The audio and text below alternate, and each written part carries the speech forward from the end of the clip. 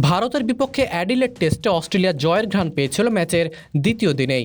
Innings আর বাঁচাতে ভারতের দরকার ছিল 29 রান, হাতে ছিল 5 উইকেট। নীতিশ কুমার রেড্ডির ব্যাটে ইনিংস হার এড়াতে পারলেও লক্ষ্য 19 রানের বেশি দিতে পারেননি রোহিত শর্মার দল। ছোট সেই লক্ষ্য 20 বলে পার করে ফেলে অজিরা। দলকে জিতিয়ে মাঠ ছাড়েন অস্ট্রেলিয়ার দুই ওপেনার উসমান খাজা ও নাথান ম্যাক্সওয়েনি।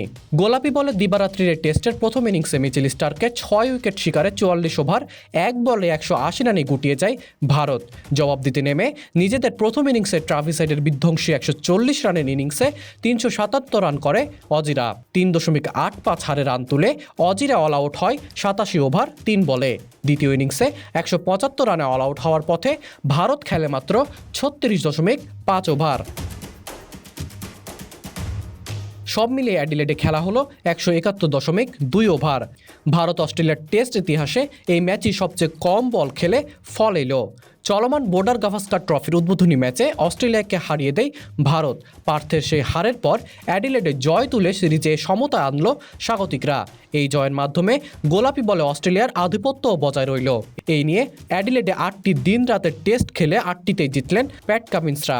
দ্বিতীয় ইনিংসে 5 উইকেট হারিয়ে 175 রান নিয়ে তৃতীয় দিন শুরু করা অস্ট্রেলিয়া আজ সকালে টিকতে পেরেছে মাত্র 12 ওভার 5 বল।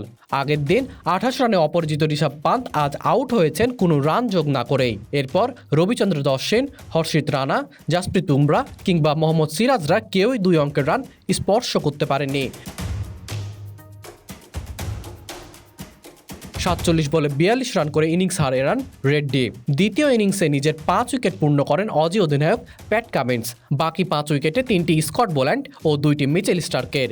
2 ইনিংসে স্টার্ক 8 উইকেট নিলেও ম্যাচ সেরা হয়েছে নিজেদের প্রথম ইনিংসে 140 করা ট্রাভিস হেড। 10 উইকেটে জয়ের পথে খাজা 8 বলে 9 ও ম্যাক্সওয়েনি 12 বলে 10 রানে অপরাজিত ছিলেন।